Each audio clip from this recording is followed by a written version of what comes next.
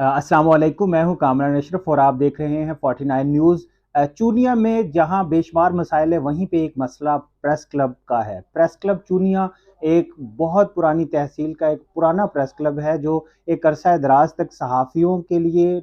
बल्कि इसके साथ साथ सियासी कारकुनान और ह्यूमन राइट्स के लिए काम करने वाले लोगों के लिए बैठने की एक बड़ी ही मुफीद जगह थी, जहाँ पे बैठ के मुकालमे और ख़बर और इसके साथ साथ मालूमात का एक बेहतरीन ज़रिया थी। चूनिया प्रेस क्लब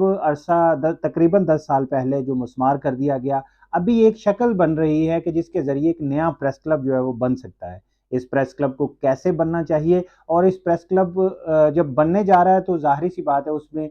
कुछ मसाइल भी हैं, उन मसाइल को किस तरह से हल किया जा सकता है, उस हवाले से हम कुछ तजावीज़ हैं जो 49 न्यूज़ के प्लेटफ़ॉर्म से हम देना चाहते हैं कि प्रेस क्लब चूनिया को किस तरह से बनाया जा सकता है और उसका मौसर किरदार किस तरह से रखा जा सकता है।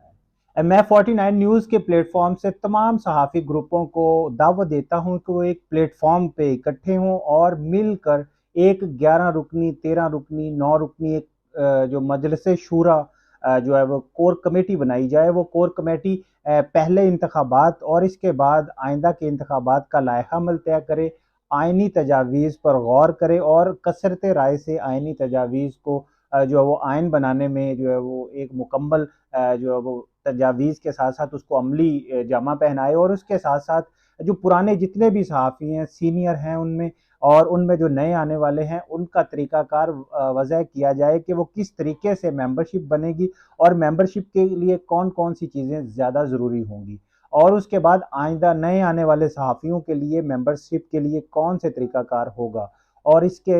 अलावा सबसे अहम चीज़ कि एक प्रेस क्लब सबसे पहले रजिस्टर्ड हो, जो किसी फ़र्द, गिरोह या किसी एक ख़ानदान के नाम पर नहीं, बल्कि मजमूई तौर पर जो चूनिया के सहाफ़ी है, उनके जो एसेट हो, उनके जो नाम पे वो रजिस्टर्ड हो और किसी एक आर्ज़ी बिल्डिंग की बजाय गवर्नमेंट ऑफ पंजाब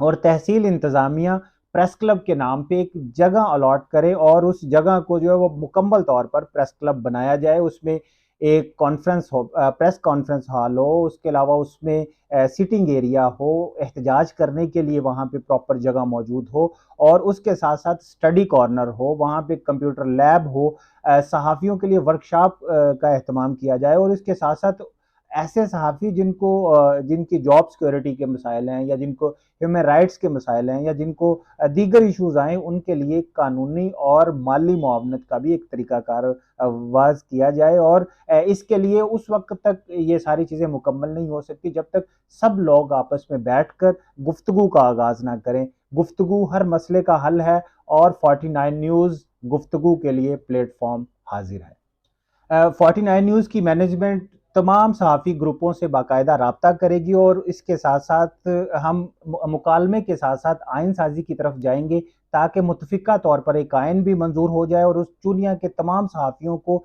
एक मुश्तरका प्लेटफ़ॉर्म मिल जाए।